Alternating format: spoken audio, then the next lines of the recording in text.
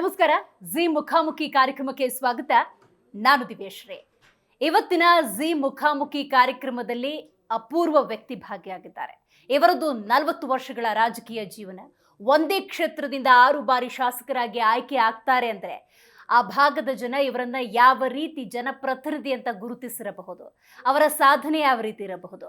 ಪ್ರಸ್ತುತ ಕರ್ನಾಟಕ ಕಾಂಗ್ರೆಸ್ ಆಡಳಿತ ನಡೆಸ್ತಾ ಇರುವ ಸಂದರ್ಭದಲ್ಲಿ ಆಗಿರುವಂತಹ ವಿಪ್ಲವಗಳನ್ನು, ಕೆಲವೊಂದು ವ್ಯತ್ಯಾಸಗಳನ್ನು ಒಬ್ಬ ಶಾಸಕರಾಗಿ ಇವರು ಹೇಗೆ ನಿಭಾಯಿಸ್ಕೊಂಡು ಹೋಗ್ತಾ ಇದ್ದಾರೆ, ರೈಟ್, ಇದ್ರ ಬಗ್ಗೆ ಮಾತಾಡೋದಕ್ಕೆ ಸ್ವತಃ ಇವತ್ತು ನಮ್ಮ ಕಾರ್ಯಕ್ರಮದಲ್ಲಿ CS ಅಪ್ಪಾಜಿ ನಾಡಗೌಡರು ಭಾಗಿಯಾಗಿದ್ದಾರೆ. ಸರ್, ಕಾರ್ಯಕ್ರಮಕ್ಕೆ ಸ್ವಾಗತ. ನಿಮ್ಮ 40 ವರ್ಷಗಳ ಸುದೀರ್ಘ ರಾಜಕೀಯ ಜೀವನದಲ್ಲಿ ಒಂದು ಸಲ ಮೆಲುಕು ಹಾಕೋದಾದ್ರೆ, ಸಾಧನೆಗಳನ್ನು ನೆನಪಿಸ್ಕೊಳ್ಳೋದಾದ್ರೆ ಏನು ಹೇಳ್ತೀರಿ ಸರ್? ಸಾಧನೆಗಳು ಭಾಳ ಹಿಂದುಳಿದಂಥ ಪ್ರದೇಶ ಆಗಿತ್ತು ಮುದ್ದೇಬೇಳ ಮತಕ್ಷೇತ್ರದಲ್ಲಿ. ಒಂದು ಗ್ರಾಮದಿಂದ ಇನ್ನೊಂದು ಗ್ರಾಮಕ್ಕೆ ಹೋಗ್ತಕ್ಕಂಥ ಒಂದು ಸರಿಯಾದ ರಸ್ತೆ ಇರಲಿಲ್ಲ. ಹಳ್ಳಿಗಳಲ್ಲಿ ಕುಡಿಯೋ ನೀರಿರಲಿಲ್ಲ. ಎಲ್ಲರೂ ಬಾವಿ, ಕೆರೆ, ಕಟ್ಟೆ, ನದಿಯಿಂದನೇ ನೀರು ತರ್ತಕ್ಕಂಥ ಒಂದು ಮಟ್ಟದಲ್ಲೇ ಇದ್ದು, ಕೆಲವು ಹಳ್ಳಿಗಳಲ್ಲಿ ಕುಡಿಲಿಕ್ಕೆ ನೀರು ಇರಲಾರ್ದಂಥ ಪರಿಸ್ಥಿತಿ ಇದ್ದಂಥವು ಇದ್ದು, ಶಿಕ್ಷಣದ ಕೊರತೆ ಇತ್ತು. ಅದೇ ರೀತಿಯಾಗಿ ವೈದ್ಯಕೀಯ ಸೌಲಭ್ಯಗಳಿರಲಿಲ್ಲ. ತಾಲೂಕಾ ಮಟ್ಟದಲ್ಲಿ ಇರ್ತಕ್ಕಂಥ ಮುದ್ದೇಬೇಳ ಮತಕ್ಷೇತ್ರನೇ ಇವೆಲ್ಲದರಿಂದ ವಂಚಿತ ಆಗಿತ್ತು. ಒಂದು ದೊಡ್ಡ ಹಳ್ಳಿ ಅಂತ ಹೇಳ್ಬೋದು. ಮುದ್ದೇಬೇಳ ಅಂದರೆ ಒಂದು ದೊಡ್ಡ ಹಳ್ಳಿ ಆಗಿತ್ತು ಅಷ್ಟೇ. ಅಲ್ಲಿ ಒಂದು ಒಳ್ಳೆಯ, ನೀವು ಏನಾದರೂ ಉಪಹಾರವನ್ನು ಮಾಡಬೇಕು ಅಂದರೆ ಉಪಹಾರ ತೆಗೆದುಕೊಳ್ಳುವಂತಹ ಮಟ್ಟದಲ್ಲಿ ಒಂದು ಕ್ಯಾಂಟೀನ್ ಕೂಡ ಇರಲಿಲ್ಲ. ಅಲ್ಲಿ ಜನರು ಕುಡಿಲಿಕ್ಕೆ ನೀರಿಗೆ ಪರದಾಡ್ತಿದ್ರು. ತಾಳೆಕೋಟೆಯಲ್ಲಿ ಕುಡಿ ನೀರಿಗೆ ಪರದಾಡ್ತಿದ್ರು. ಅದು ಕೂಡ ಅಷ್ಟೇ ಒಂದು ದೊಡ್ಡ ಹಳ್ಳಿ ಅಂತ ಹೇಳ್ಬೋದು. ಅಲ್ಲಿ ಒಂದು ಕುಡಿ ನೀರು, ಅದು ಉಪ್ಪಿನ ನೀರು, ಉಪ್ಪು ಅಂಶ ಇರ್ತಕ್ಕಂಥ ಒಂದು ಹಳ್ಳದ ನೀರನ್ನು ತಾಳೆಕೋಟೆ ಜನರು ಕುಡಿತಿದ್ರು. ಬೇರೆ ಯಾರಾದರೂ ಆ ಊರಿಗೆ ಹೋದರೆ ಅವರು ಆರೋಗ್ಯ ಕೆಡಿಸ್ಕೊಂಡು ಬರ್ತಿದ್ರು. ಆ ಮಟ್ಟದಲ್ಲಿ ಇತ್ತು. ಮುದ್ದೇಬೇಳ ತಾಲೂಕಾ ಅಭಿವೃದ್ಧಿ ಅನ್ನುವಂಥದ್ದು ಕ್ರಮೇಣವಾಗಿ ಪ್ರಾರಂಭ ಆಯಿತು.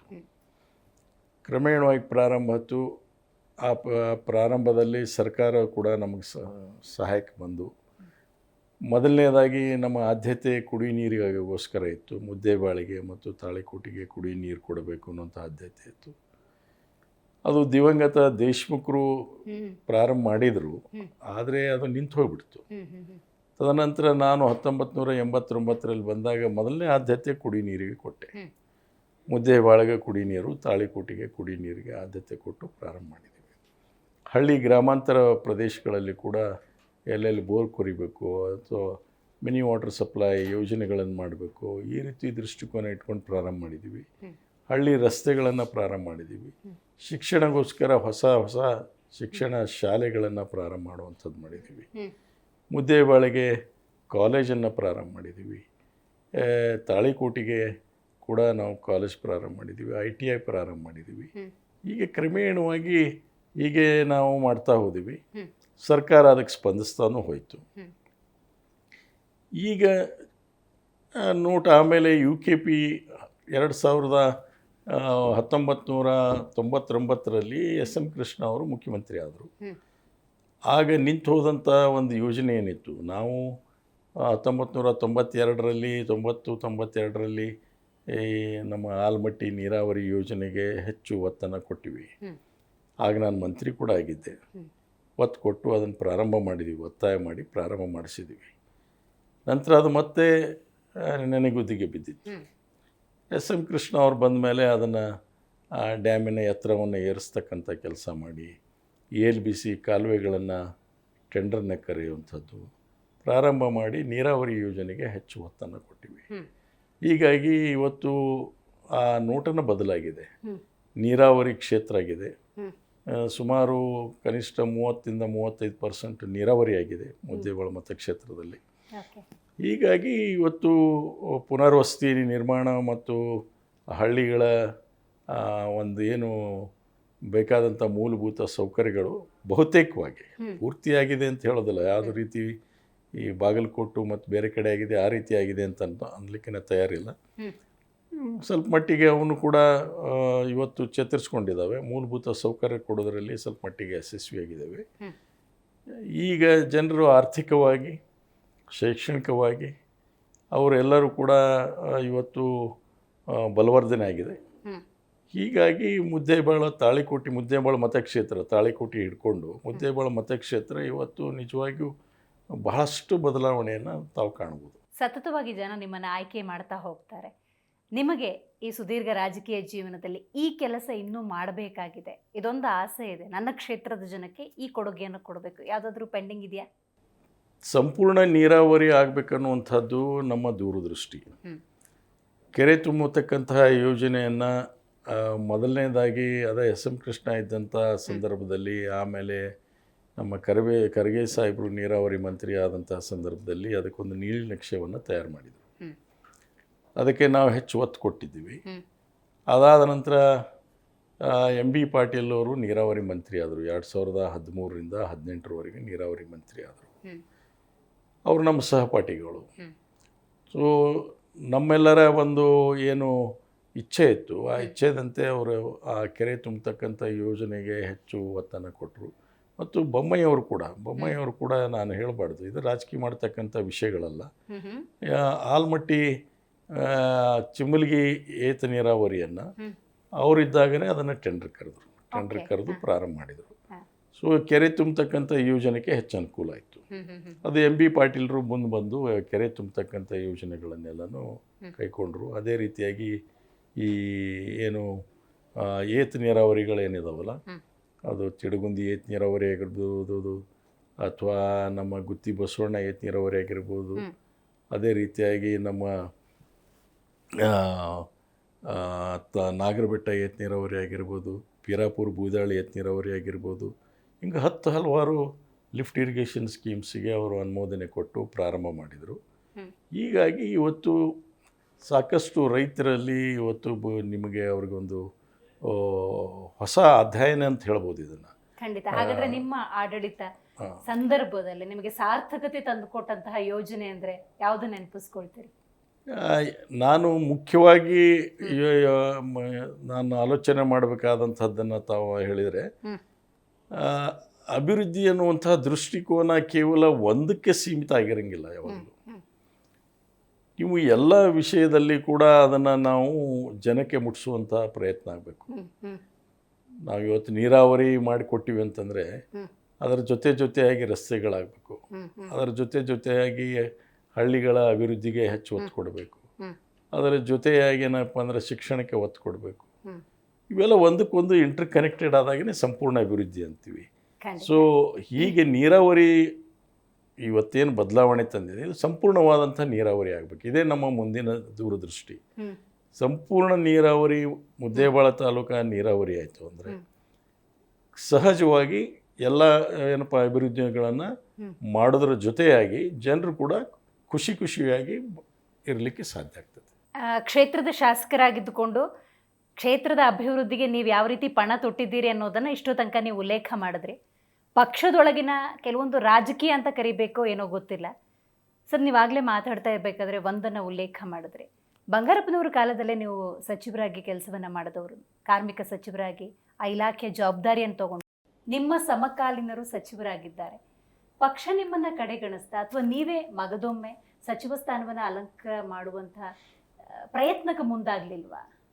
ಯಾರು ರಾಜಕಾರಣದಲ್ಲಿ ಸನ್ಯಾಸಿಗಳಲ್ಲ, ಎಲ್ಲರೂ ಆಸೆ ಆಕಾಂಕ್ಷೆಗಳಿದ್ದೇ ಇರ್ತವೆ. ನನಗೂ ಕೂಡ ಆಸೆ ಇದೆ, ಆಕಾಂಕ್ಷೆ ಇದೆ. ಯಾಕಪ್ಪ ಅಂದರೆ ಒಂದು ಸ್ಥಾನಮಾನವನ್ನು ಅಲಂಕಾರ ಮಾಡಿ ಕೂತ್ಕೋಬೇಕು ಅನ್ನುವಂಥದ್ದಲ್ಲ. ಒಂದು ಮಂತ್ರಿಮಂಡಲದಲ್ಲಿ ಒಬ್ಬ ವ್ಯಕ್ತಿಯಾಗಿ ಕುಂದ್ರೋದ್ರಿಂದ ಅಲ್ಲಿ ಮಾಡಬಹುದಂಥ ಬದಲಾವಣೆ ಏನಿದೆಯಲ್ಲ, ಅದನ್ನು ಸಹಜ ಒಬ್ಬ ಸಾಮಾನ್ಯ ಶಾಸಕನಾಗಿ ಮಾಡಲಿಕ್ಕೆ ಭಾಳ ಕಷ್ಟ. ನೀವು ಸರ್ಕಾರದ ಒಂದು ಪ್ರತಿನಿಧಿಯಾಗಿ ಕುಂದಿರ್ತೀರಿ ಅಲ್ಲಿ. ಹೌದು. ನಾವು ಇಲ್ಲಿ ಕೇವಲ ಜನರ ಪ್ರತಿನಿಧಿಯಾಗಿ ಕುಂದಿರ್ತೀವಿ. You become a decision making body. ಮಂತ್ರಿ ಆದಾಗ ಡಿಸಿಷನ್ ಮೇಕಿಂಗ್ ಬಾಡಿ ಆಗ್ತೀವಿ. ಕ್ಯಾಬಿನೆಟ್ನಲ್ಲಿ ವಿಷಯಗಳ ಚರ್ಚೆ ಆಗ್ತವೆ. ಹಲವಾರು ವಿಷಯಗಳು ಏನಪ್ಪ ಅಂದ್ರೆ ಇವತ್ತು ಕ್ಯಾಬಿನೆಟ್ನಲ್ಲಿ ನಾವು ನೋಡ್ತೇವೆ ಏನಾಗ್ತಾ ಇದಾವೆ ಅಂದ್ರೆ ಬಹಳಷ್ಟು ಮಂತ್ರಿಗಳ ಮಾಡುವಂಥ ಅಭಿವೃದ್ಧಿಗೆ ನಮ್ಮ ಹೋಲಿಕೆ ಮಾಡಿಕೊಂಡಾಗ ಎಲ್ಲೋ ಒಂದು ಕಡೆ ಹಿನ್ನಡೆ ಆಗ್ತಾ ಇದೆ ಶಾಸಕರಿಗೆ ಅನ್ನುವಂಥ ಭಾವನೆ ಬರುತ್ತೆ. ಯಾಕಂದರೆ ಅವರು ಆ ಹೊಂದಾಣಿಕೆಯಲ್ಲಿ ರಾಜಕಾರಣ ಆಗುತ್ತೆ. ಸೊ ಅವರು ಚರ್ಚೆ ಮಾಡ್ತಾರೆ, ಭೇಟಿ ಆಗ್ತಾರೆ. ಕ್ಯಾಬಿನೆಟ್ ಅನ್ನುವಂಥ ಒಂದು ವೇದಿಕೆ ಇದೆ, ಅಲ್ಲಿ ಮುಖ್ಯಮಂತ್ರಿಯವ್ರ ಜೊತೆ ಚರ್ಚೆ ಆಗ್ತವೆ. ವಿಷಯಗಳು ಏನು ಬಂತು ಆ ವಿಷಯಗಳ ಬಗ್ಗೆ ಚರ್ಚೆ ಆಗುವಂಥ ಸಂದರ್ಭದಲ್ಲಿ ಆ ಬೆನಿಫಿಟನ್ನು ನಮ್ಮ ಕ್ಷೇತ್ರಕ್ಕೆ ಹೇಗೆ ಮಾಡ್ಕೋಬೇಕು ಅನ್ನೋ ದೃಷ್ಟಿಕೋನದಿಂದ ಅದನ್ನು ಸಹಜವಾಗಿ ಅವ್ರ ಕ್ಷೇತ್ರದ ಅಭಿವೃದ್ಧಿಗೆ ಹೆಚ್ಚು ಅನುಕೂಲ ಆಗ್ತದೆ. ನಿರಂತರ ಸಂಪರ್ಕ ತೀರಾ ಸುಲಭ ಅವರಿಗೆ ಸಹಜವಾಗಿ. ಅಧಿಕಾರ ಇದೆ ಅಂದರೆ ಅಧಿಕಾರಿಗಳು ಕೂಡ ಓಡಾಡ್ತಾರೆ, ಅಧಿಕಾರಿಗಳು ಕೂಡ ಬರೀ ಒಂದು ಫೋನ್ ಮೇಲೆ ಹೇಳಿದ್ರೆ ಕೆಲಸ ಮಾಡ್ತಾರೆ, ನಿಂತು ಕೆಲಸ ಮಾಡ್ತಾರೆ. ಇವತ್ತು ವಾತಾವರಣ ಬದಲಾಗಿದೆ. ನಿಜ ನಿಜ. ಮೊದಲೇ ನಾವು ಶಾಸಕರಿದ್ದಂಥ ಸಂದರ್ಭದಲ್ಲಿ ವೀರೇಂದ್ರ ಪಾಟೀಲ್ರ ಕಾಲದಲ್ಲಿ, ವೀರಪ್ಪ ಮೊಯ್ಲಿಯವ್ರ ಕಾಲ, ಬಂಗಾರಪ್ಪ ಅವ್ರ ಕಾಲ, SM ಕೃಷ್ಣ ಅವ್ರ ಕಾಲ, ಈಗ ಆ ಕಾಲ ಇಲ್ಲ. ಈಗ ನಾವು ಖುದ್ದಾಗೆ ಒಂದು IAS ಆಫೀಸರ್ ಟೇಬಲಿಗೆ ಹೋಗಿ 10 ಸಲ ಹೇಳಬೇಕಾದಂಥ ಪ್ರಸಂಗ ಬರುವಂಥದ್ದಾಗಿದೆ. ಅಭಿವೃದ್ಧಿ ಕೆಲಸಕ್ಕಾಗಲಿ ಯಾವುದೊಂದು ಕೆಲಸಕ್ಕಾಗಲಿ ಅವಾಗ ಬರೀ ಒಂದು ಪತ್ರ ಕಳಿಸಿದ್ರೆ ಸಾಕು, ಅವ್ರು ಅದಕ್ಕೆ ಉತ್ತರವನ್ನು ಕೊಡ್ತಿದ್ರು. ನಮಗೆ ಅಕ್ನಾಲೇಜ್ ಮಾಡಿ ನಮಗೆ ಪತ್ರ ಬರಿತಿದ್ರು. ಆಮೇಲೆ ಅದನ್ನು ಕೂಡಲೇ ಮಾಡಲಿಕ್ಕಾಗುತ್ತೋ ಮಾಡಲಿಕ್ಕಾಗೋದಿಲ್ಲ ಅಂತ ಸ್ಪಷ್ಟ ಅಭಿಪ್ರಾಯ ಇರ್ತಿತ್ತು. ಈಗ ಸ್ಪಷ್ಟತೆ ಕಾಣೋದಿಲ್ಲ, ಬಹಳಷ್ಟು ಕಡೆ ಕಾಣೋದಿಲ್ಲ. ಯಾಕಂದರೆ ವ್ಯವಸ್ಥೆ ಆ ರೀತಿಗೆ ಬಂದಿದೆ, ರಾಜಕೀಯ ವ್ಯವಸ್ಥೆ ಇವತ್ತು ಆ ಮಟ್ಟಕ್ಕೆ ಬಂದಿದೆ. ಅದಕ್ಕೆ ಪಕ್ಷಾತೀತವಾಗಿ ಇವತ್ತೇನು ನಮ್ಮ ಸಿದ್ದರಾಮಯ್ಯನವರು ಬಂದ ಮೇಲೆ ಸ್ವಲ್ಪ ಅದಕ್ಕೆ ಚುರುಕು ಮುಟ್ಟಿಸುವಂಥ ಪ್ರಯತ್ನ ಆಗಿದೆ, ಇಲ್ಲ ಅಂತ ಹೇಳ್ತಾ ಇಲ್ಲ ನಾನು. ಆದರೆ ಹಳೆ ಚಾಳಿ ಏನಪ್ಪ ಅತ್ತೆ ಮನೆಗೆ ಹೋದರೂ ಇನ್ನೂ ಬಿಡಲಿಲ್ಲ ಅಂತೆ, ಅದು ಇರುತ್ತೆ, ಸ್ವಲ್ಪ ಮಟ್ಟಿಗೆ ಇರದೇ ಇರುತ್ತೆ. ಆ ರೀತಿಯಾಗಿದೆ. ಅದನ್ನು ಒಂದು ಮಂತ್ರಿ ಆದಮೇಲೆ ಅಥವಾ ಮಂತ್ರಿ ಸ್ಥಾನದಲ್ಲಿ ಕೂತಾಗ ಇದ್ರ ಬಗ್ಗೆ ನಾವು ಹೆಚ್ಚು ಲಕ್ಷ್ಯ ಕೊಟ್ಟು ಕೆಲಸ ಮಾಡ್ಬೋದು. ಅವರಿಗೆ ನಾವು ಅಧಿಕಾರ ಇದೆ, you can take them, at least ನೀವು ಹೇಳಿದ್ದಕ್ಕೆ ಅವ್ರು ಗೌರವ ಕೊಡ್ತಕ್ಕಂಥ ಅನಿವಾರ್ಯತೆ ಇರುತ್ತೆ. ನಿಜ. ಹೀಗಾಗಿ ಮಂತ್ರಿ ಯಾಕೆ ಆಗಬೇಕು ಅನ್ನೋದಾದರೆ ವೈಯಕ್ತಿಕವಾಗಿ ಅಲ್ಲ, ವೈಯಕ್ತಿಕ ಪ್ರತಿಷ್ಠೆಗೋಸ್ಕರ ಅಲ್ಲ. ನನಗೇನು ವೈಯಕ್ತಿಕ ಪ್ರತಿಷ್ಠೆಗೆ ಮಂತ್ರಿ ಆಗಬೇಕು ಅನ್ನುವಂಥ ಇಚ್ಛೆ ಇಲ್ಲ, ಆದರೆ ಜನರ ಕೆಲಸ ಮಾಡಲಿಕ್ಕೆ ಹೆಚ್ಚು ಅನುಕೂಲ ಆಗುತ್ತೆ. ಕಳೆದ 2.5 ವರ್ಷಗಳ ಅವಧಿಯಲ್ಲಿ ಕರ್ನಾಟಕದಲ್ಲಿ ಕಾಂಗ್ರೆಸ್ ಆಡಳಿತ ನಡೆಸ್ತಾ ಇರಬೇಕಾದ್ರೆ ಏನೋ 2 ವರ್ಷ ಆದಮೇಲೆ ಸಂಪುಟ ಪುನರ್ರಚನೆ ಆಗುತ್ತೆ ಅನ್ನುವಂಥ ಟಾಕ್ ಈಗಲೂ ಕೂಡ ಮುಂದುವರಿತಾ ಇದೆ. ಈಗ ಸೆಪ್ಟೆಂಬರ್ ಕ್ರಾಂತಿಯಿಂದ ಹಿಡಿದು ಮತ್ತೇನೋ ಪುನರ್ರಚನೆ ಆಗುತ್ತೆ ಅಂತ. ಈ ಸಂದರ್ಭದಲ್ಲಿ ಅಪ್ಪಾಜಿ ನಾಡಗೌಡರು ಮಂತ್ರಿ ಸ್ಥಾನವನ್ನು ಅಲಂಕರಿಸ್ತಾರೆ ಅನ್ನೋ ಕೂಗು ಹೆಚ್ಚಾಗಿದೆ. ನನಗೆ ಬೇಡಿಕೆ, ನಾನು ಹೇಳಿದ್ನಲ್ಲ, ನಾವು ಯಾರೂ ಸನ್ಯಾಸಿಗಳಲ್ಲ. ಬೇಡಿಕೆ ನಮ್ಮದು ಮೊದಲಿಂದನೂ ಇದೆ.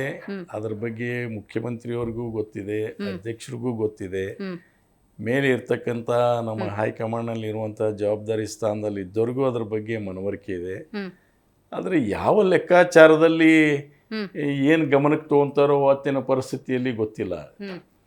ಏನು ಜಾತಿ ಲೆಕ್ಕಾಚಾರದ ಗಣನೆಯಲ್ಲಿ ಕೈ ಬಿಟ್ಟು ಹೋಗ್ತೀವೋ ಅಥವಾ ರೀಜ್ನಲ್ ಇದರಲ್ಲಿ ಕೈ ಬಿಡ್ತಾರೋ ಯಾರನ್ನಾದ್ರೆ, ಏನು ಇಲ್ಲ ಇವರು ಉತ್ತರ ಕರ್ನಾಟಕದವರು, ಇವರು ಬಾಂಬೆ ಕರ್ನಾಟಕದವರು, ಇವರು ಕಲ್ಯಾಣ ಕರ್ನಾಟಕದವರು, ಹೀಗೆನ್ನುವಂತಹದ್ದು ವಿಂಗಡಣೆ ಮಾಡುವಾಗ ಸಹಜವಾಗಿ ಈ ಒಂದು ಪರ್ಮಿಟೇಷನ್ ಕಾಂಬಿನೇಷನ್ ಮಾಡುವಾಗ ಒಮ್ಮೊಮ್ಮೆ ಬಹಳ ಯೋಗ್ಯವಾಗಿರ್ತಕ್ಕಂಥ ವ್ಯಕ್ತಿಗಳನ್ನು ಕೂಡ ಕೈ ಬಿಡುವಂಥದ್ದು ಆಗಿದೆ, ಇಲ್ಲಂತ ಹೇಳೋದಿಲ್ಲ. ಕೆಲವರು ಬಹಳ ಇನ್ನೂ ಒಳ್ಳೆಯ ಸ್ಥಾನಮಾನದಲ್ಲಿ ಇರಬೇಕಾದಂಥ ವ್ಯಕ್ತಿಗಳಿದ್ದಾರೆ, ಆದರೆ ಅವ್ರಿಗೆ ಅವಕಾಶ ಸಿಕ್ಕಿರೋದಿಲ್ಲ. ಇದೇ ಕಾರಣಕ್ಕೆ ಸಿಕ್ಕಿರೋದಿಲ್ಲ ಅಂತ ಆಗುವಂಥ ಸಾಧ್ಯತೆಗಳು ಇರ್ತವೆ. ಆದರೂ ನಾವು ಯಾವಾಗಲೂ ಕೂಡ ಆಪ್ಟಿಮಿಸ್ಟಿಕ್ ಆಗಿರಬೇಕು. ಏನು ನೋಡೋಣ, ಮಾಡ್ತಾರೆ ಅನ್ನೋಂಥ ವಿಶ್ವಾಸ ನಮ್ಮ ಹೈಕಮಾಂಡ್ ಮೇಲೆ ಇಡಬೇಕಾಗತ್ತೆ. ನಮ್ಮ ನಾಯಕರನ್ನ ನಂಬಿದ್ದೀವಿ ಅಂದಮೇಲೆ ಅವ್ರ ಮೇಲೆ ವಿಶ್ವಾಸ ಇಡಬೇಕಾಗತ್ತೆ. ನೋಡೋಣ ಏನು ಮಾಡ್ತಾರೆ. ಸಿದ್ದರಾಮಯ್ಯ ಸಾಹೇಬ್ರ ಜೊತೆ ಈಗಾಗಲೇ ನಮ್ಮದು ಅವ್ರದ್ದು ಹೆಚ್ಚು ಕಡಿಮೆ ಭಾಳ ನಿಕಟವಾದಂಥ ಸಂಬಂಧ. ಅಂದರೆ ಹಾಗೆ ಈಗಲ್ಲ, 2008ರಿಂದ ಹಿಡಿದು ಇಲ್ಲಿವರೆಗೆ ಭಾಳ ನಿಕಟವಾದಂಥ ಸಂಬಂಧ ಇದೆ. DK ಶಿವಕುಮಾರ್ ಅವರು ನಾವು ಒಟ್ಟಿಗೆ ರಾಜಕೀಯ ಪ್ರವೇಶ ಮಾಡಿದವರು. ಜಿಲ್ಲಾ ಪಂಚಾಯಿತಿಯಿಂದ ನಾನು ಪ್ರವೇಶ ಮಾಡಿದೆ, ಅವರು ಜಿಲ್ಲಾ ಪಂಚಾಯಿತಿಯಿಂದ ಪ್ರವೇಶ ಮಾಡಿದರು. 89ರಲ್ಲಿ ಜೊತೆಲೇ ಆಗಿ ಮಂತ್ರಿಯಾಗಿದ್ದೀವಿ. ಅವ್ರಿಗೂ ನನ್ನ ಬ್ಯಾಕ್ಗ್ರೌಂಡ್ ಗೊತ್ತಿದೆ. ನೋಡೋಣ ಏನಾಗುತ್ತೆ, ನೋಡೋಣ. ಸರ್, ಕರ್ನಾಟಕ ಕಾಂಗ್ರೆಸ್ ಅಂದಾಗ ಭಾರತದ ಇತರ ಪಕ್ಷಗಳು ತಿರುಗಿ ನೋಡುವಂಥ ಗ್ಯಾರಂಟಿ ಯೋಜನೆಗಳ ಮೂಲಕ ನೀವು ಈ ಸಲ ಎಂಟ್ರಿ ಕೊಟ್ಟರು ಕೂಡ 2 ವರ್ಷಗಳ 2.5 ವರ್ಷಗಳ ಅವಧಿಯಲ್ಲಿ ಹೋರಾಟಗಳಿರ್ಬೋದು, ಅದೇ ಗ್ಯಾರಂಟಿ ಯೋಜನೆಗಳ ಬಗ್ಗೆ ಟೀಕೆ ಟಿಪ್ಪಣಿಗಳಿರ್ಬೋದು, ಸಂಪುಟ ಪುನರ್ರಚನೆ ಬಗ್ಗೆ ಇರ್ಬೋದು, ಸದನದಲ್ಲಿ ಮಾತಾಡಬಾರ್ದ ವಿಷಯಗಳನ್ನೆಲ್ಲ ಮಾತಾಡೋ ವಿಚಾರಗಳಿರ್ಬೋದು, ಕೆ ಎನ್ ರಾಜಣ್ಣವ್ರನ್ನ ನಡೆಸ್ಕೊಂಡಂತಹ ರೀತಿ ಇರ್ಬೋದು, ಇಂಥ ಹಲವಾರು ಘಟನೆಗಳು ಸಂಭವಿಸ್ತಾನೆ ಇದೆ. ಏನಾಗಿದೆ ಕಾಂಗ್ರೆಸ್ನಲ್ಲಿ? ಈಗ ಅನುದಾನದ ವಿಚಾರದಲ್ಲಿ ಹಲವರು ಮಾತಾಡಿದ್ರು, ಪಡ್ಕೊಳ್ಳೋ ಪರಿಸ್ಥಿತಿ ಬಂದ್ಬಿಟ್ಟಿದೆ ಶಾಸಕರಿಗೆ ಅಂತ, ಅವ್ರ ಕ್ಷೇತ್ರದ ಅಭಿವೃದ್ಧಿ. ಈಗ ಒಂದು ಮಾತ್ರ ನಾವು ಎಲ್ಲರೂ ಒಂದು ವ್ಯವಸ್ಥೆಯಲ್ಲಿದ್ದಾಗ ಅದನ್ನು ಅರ್ಥ ಮಾಡ್ಕೊಳ್ಳೋ ಪ್ರಯತ್ನ ಮಾಡಬೇಕು. ಆ ಕೊರಗು ಇದೆ ಇಲ್ಲಂತ ಹೇಳೋದಿಲ್ಲ, ಯಾಕಂದರೆ ಅದು ಜನರ ಕೊರಗು, ಜನರ ಬೇಡಿಕೆ. ಶಾಸಕರಿಗೆ ಬೇಡಿಕೆ ಅನ್ನೋಕ್ಕಿಂತ ಬದಲಾಗಿ ಜನರನ್ನು ಪ್ರತಿನಿಧಿಸ್ತಕ್ಕಂಥವ್ರು ಶಾಸಕರು. ಸೊ ಜನರ ಬೇಡಿಕೆ ಏನಿದೆ, ಆ ಒಂದು ಕೂಗೇನಿದೆ, ಆ ಕೂಗು ಇದ್ದಿದ್ದು ನಿಜ, ಅದನ್ನೇನಿಲ್ಲ ಅಂತ ಹೇಳಲಿಕ್ಕೆ ಯಾರೂ ಅಲಗಡ್ಲಿಕ್ಕೆ ಆಗೋದಿಲ್ಲ. ಆದರೆ ಸತ್ಯತೆಯನ್ನು ಕೂಡ ನಾವು ತಿಳ್ಕೊಳ್ಳುವಂಥ ಪ್ರಯತ್ನ ಮಾಡಬೇಕು.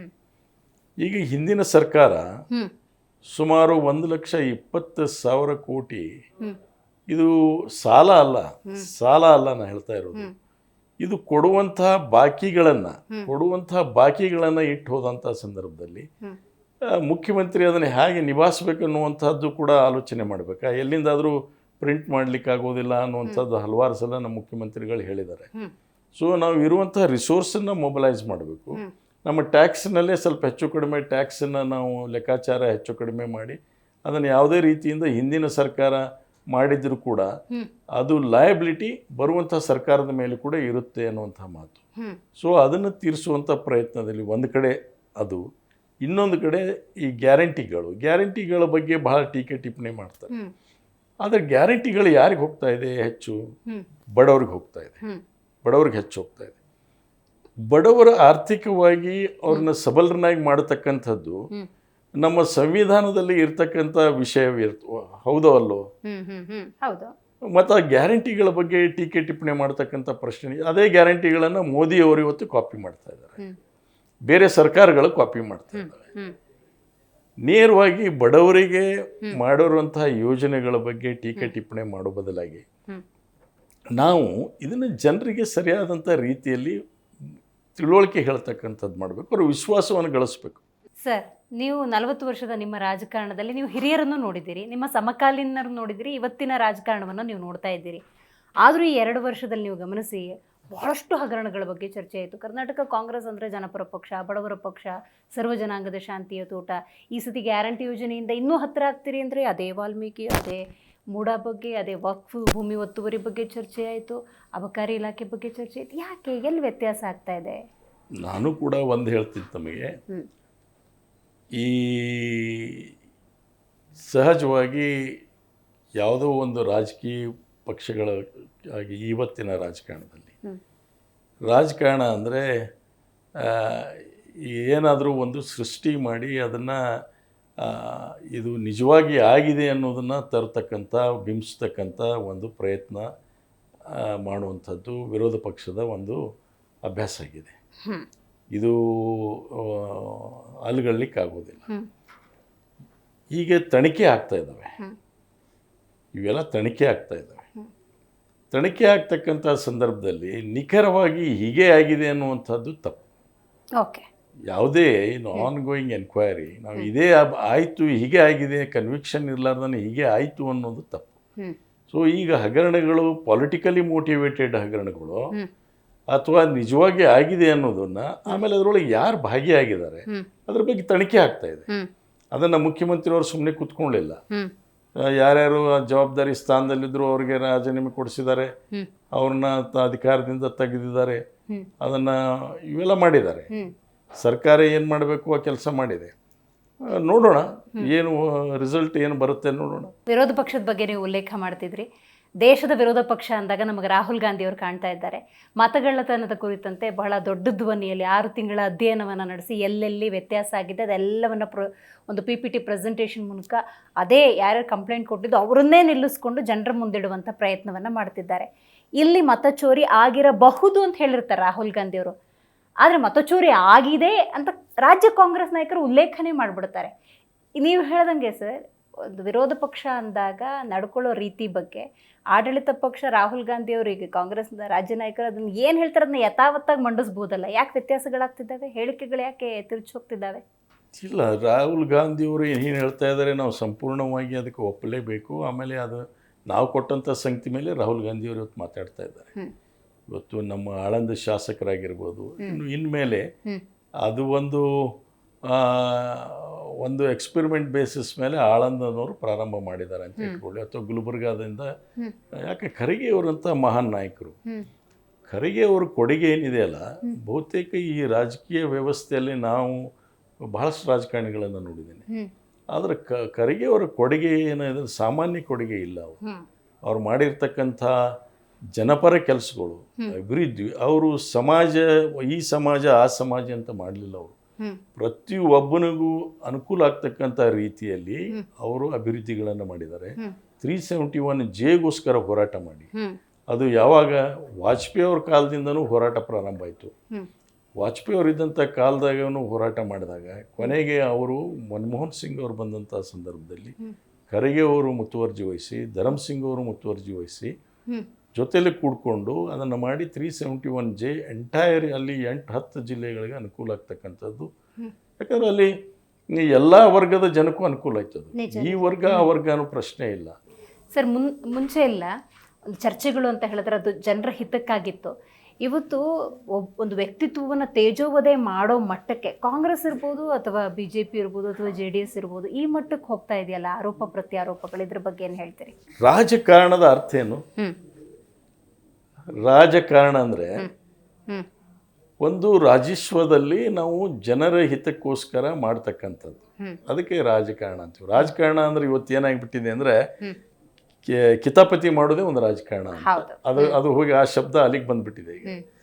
ಸೊ ಅದಕ್ಕೆ ಮೂಲ ಅರ್ಥನೇ ಬದಲಾಗಿದೆ. ಈಗ ರಾಜಕಾರಣದ ಮೂಲ ಅರ್ಥನೇ ಬದಲಾಗಿದೆ. ಪ್ರತಿ ಆರೋಪವನ್ನು ನಿಖರವಾಗಿ ಆಧಾರ ಇರ್ತಕ್ಕಂಥ ವಿಷಯವಾಗಿದ್ದರೆ ಮಾಡಲಿ, ತಪ್ಪಿಲ್ಲ, ಅದೇನು ತಪ್ಪಿಲ್ಲ. ಆದರೆ ವೈಯಕ್ತಿಕವಾಗಿ ತಮ್ಮ ಯಾವುದೋ ಒಂದು ದ್ವೇಷ ಸಾಧಿಸೋಕ್ಕೋಸ್ಕರ ಅಥವಾ ಮತ್ತೊಬ್ಬರ ಚಾರಿತ್ರ್ಯ ವಧೆ ಮಾಡಲಿಕ್ಕೆ ಏನು ಹೇಳಿಕೆಗಳನ್ನು ಕೊಡೋದು ಅಥವಾ ಯಾವುದೋ ಆಧಾರ ಇಲ್ಲದ ಕೆಲವು ಮಾತುಗಳನ್ನು ಆಡ್ತಾರಲ್ಲ, ಇದು ಸರಿಯಾದ್ದಲ್ಲ ಪ್ರಜಾಪ್ರಭುತ್ವದಲ್ಲಿ. ಸರ್, ಇವತ್ತಿನ ಜಿ ಮುಖಾಮುಖಿ ಕಾರ್ಯಕ್ರಮದಲ್ಲಿ KSDL ಬಗ್ಗೆ ಮಾತಾಡಲೇಬೇಕು. ಯಾಕಂತ ಹೇಳಿದ್ರೆ ನೀವು ಅಧ್ಯಕ್ಷರಾದ ಮೇಲೆ ಬಹಳಷ್ಟು ಬದಲಾವಣೆಗಳು, ಬಹಳ ದೊಡ್ಡ ಜವಾಬ್ದಾರಿಯನ್ನು ನೀವು ತಗೊಂಡ್ರಿ. ವಿದೇಶದಲ್ಲೂ ಕೂಡ ಮೈಸೂರು ಸ್ಯಾಂಡಲ್ ತನ್ನದೇ ಆದಂಥ ಛಾಪನ್ನು ಮೂಡಿಸುತ್ತೆ ಅನ್ನೋದಾದರೆ, ಆ್ಯಂಡ್ ಸೇಮ್ ಟೈಮ್ ನೀವು ಅದರ ಕ್ರೆಡಿಟನ್ನು ಅಷ್ಟಾಗಿ ತೊಗೊಳಕ್ಕೆ ಹೋಗೋದಿಲ್ಲ. ಇದ್ರ ಬಗ್ಗೆ ಏನು ಹೇಳ್ತೀರಿ ಸರ್? ಇದು ಒಂದು ಕಲೆಕ್ಟಿವ್ ರೆಸ್ಪಾನ್ಸಿಬಿಲಿಟಿ. ಮೈಸೂರು ಸ್ಯಾಂಡಲ್ಗೆ ನನ್ನನ್ನು ಅಧ್ಯಕ್ಷನಾಗಿ ಮಾಡಿದರು.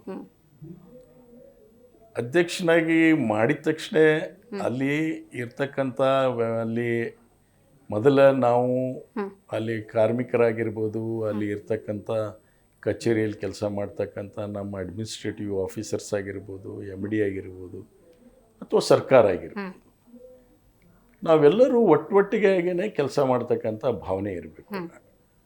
ನಾವೆಲ್ಲರೂ ಈಕ್ವಲ್ ಅನ್ನುವಂತಹ ಒಂದು ಎಲ್ಲಿವರೆಗೂ ಭಾವನೆ ಇರೋದಿಲ್ಲ.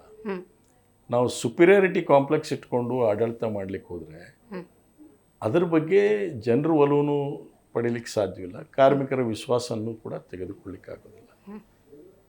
ಸೊ ನೀವು ಹೇಳಿದ್ರಲ್ಲ, ನೀವು ಬಹಳ ಕ್ರೆಡಿಟ್ ತೊಗೊಳಕ್ಕೆ ಹೋಗೋದಿಲ್ಲ ಅಂತ ಹೇಳಿದರೆ, keeping a low profile at the same time seeing that it runs efficiently, that is what is required as on today. ನಾವು ಭಾಳ ಸುಪೀರಿಯರ್ ಇದ್ದೀನಪ್ಪ ಅಂತ ತಿಳ್ಕೊಂಡು ನಾನಷ್ಟಕ್ಕೆ ನಾನೇ ಪ್ರೊಜೆಕ್ಟ್ ಮಾಡಬೇಕು, KSDL ನನ್ನಿಂದನೇ ನಡೀತೈತಿ, ಇಲ್ಲ, ಸುಳ್ಳು. KSDL ಇವತ್ತು ಪ್ಯಾಟರ್ನೇಜ್ ಇದೆ. KSDLಗೆ ತಂದೆ ಆದಂಥ ಇವತ್ತು ಗ್ರಾಹಕರಿದ್ದಾರೆ. ಅವರು ವಿಶ್ವಾಸ ಎಲ್ಲಿವರೆಗೂ KSDL ಜೊತೆ ಇರುತ್ತೆ, ಮೈಸೂರು ಸ್ಯಾಂಡಲ್ ಜೊತೆ ಇರುತ್ತೆ, ಅಲ್ಲಿವರೆಗೂ ನಾವೆಲ್ಲ ಬದುಕ್ತೀವಿ ಅನ್ನುವಂಥ ಭಾವನೆ ನಮ್ಮಲ್ಲಿ ಇರಬೇಕು. ಸೊ ಅದನ್ನು ನಾವು ಬ್ಯಾಲೆನ್ಸ್ ಮಾಡ್ಕೊತ ಹೋಗುವಂಥದ್ದನ್ನು ಮಾಡ್ತಾ ಇದ್ದೀವಿ. ಖಂಡಿತ ಸರ್. ಇವತ್ತಿನ ಜಿ ಮುಖಾಮುಖಿ ಕಾರ್ಯಕ್ರಮದಲ್ಲಿ ಭಾಗಿಯಾಗಿ ನಿಮ್ಮ ರಾಜಕೀಯ ಜೀವನ, ಪ್ರಸ್ತುತ ಆಗ್ತಿರುವಂತಹ ಬೆಳವಣಿಗೆ ಬಗ್ಗೆ ನೇರವಾಗಿ ಮಾತಾಡಿದ್ರಿ. Thank you so much. Thank you. ನಮಸ್ಕಾರ. ಸೊ ನೋಡಿದ್ರಲ್ಲ ವೀಕ್ಷಕರು, ಇವತ್ತಿನ ಜಿ ಮುಖಾಮುಖಿ ಕಾರ್ಯಕ್ರಮದಲ್ಲಿ ಅಪ್ಪಾಜಿ ನಾಡಗೌಡರು ಭಾಗಿಯಾಗಿದ್ರು. ಬಹಳ ಮುಖ್ಯವಾಗಿ ನೋಡಿ, ಅವರ ರಾಜಕೀಯ ಸಾಧನೆಗಳು, ಅವರ ರಾಜಕೀಯ ಜೀವನ ಜೊತೆಗೆ ಪ್ರಸ್ತುತ ಆಗ್ತಿರುವಂತಹ ಬೆಳವಣಿಗೆಗಳ ಕುರಿತಂತೆ ನೇರಾನೇರವಾಗಿ ಮಾತಾಡಿದ್ದಾರೆ. ಕೆಲವೊಂದು ಸಣ್ಣ ಪುಟ್ಟ ಸಮಸ್ಯೆಗಳು ತೀರಾ ಸಹಜವಾಗಿರ್ತವೆ. ಎಲ್ಲದರಲ್ಲೂ ರಾಜಕಾರಣವನ್ನು ಹುಡುಕೋದಲ್ಲ, ಜನರ ಹಿತದೃಷ್ಟಿಯಿಂದ ಪ್ರತಿಯೊಬ್ಬರೂ ಕೂಡ ಆಡಳಿತ ಆಗಲಿ ವಿರೋಧ ಆಗಲಿ ಪಕ್ಷಗಳು ನಿರ್ಧಾರವನ್ನು ತೆಗೆದುಕೊಳ್ಬೇಕು ಅನ್ನುವಂಥ ಸ್ಪಷ್ಟ ಸಂದೇಶವನ್ನು ಕೊಟ್ಟಿದ್ದಾರೆ. ನೋಡ್ತಾ ಇರಿ ಜಿ ಕನ್ನಡ ನ್ಯೂಸ್, ಸತ್ಯವೇ ಸುದ್ದಿಯ ಜೀವಾಳ.